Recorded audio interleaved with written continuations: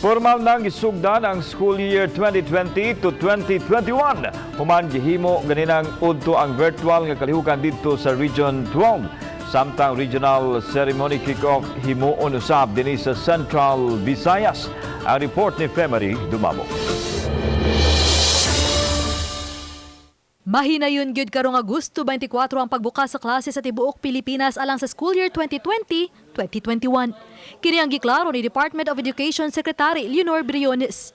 Matud pa sa mga nasod sa Southeast Asia, ang Pilipinas ug Cambodia na lang ang wa pa nagsugod ang klase. Karamihan ng mga Southeast Asian countries, July ang umpisa nila.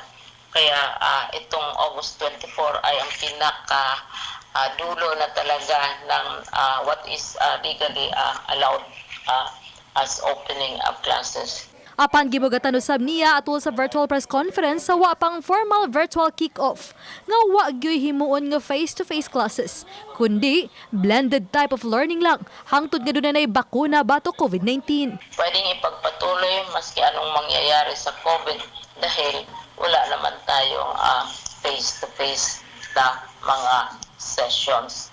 Ang national kick-off nga dunay temang handang isip, handa bukas. Gisugdan sa Riyon 12. Gipakita nini ang dry run sa may tabotol sa mga online classes, modular ug bisan na ang paggamit sa radyo ug telebisyon.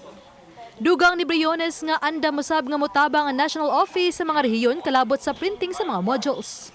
Ang DepEd Central Visayas mohimo usab og regional nga paglusad sa formal nga pagbukas sa klase sa dili pang Agosto 24. When we say handang isip, handang bukas, atong ipakita din ang nagkalain-laing mga modalities, no?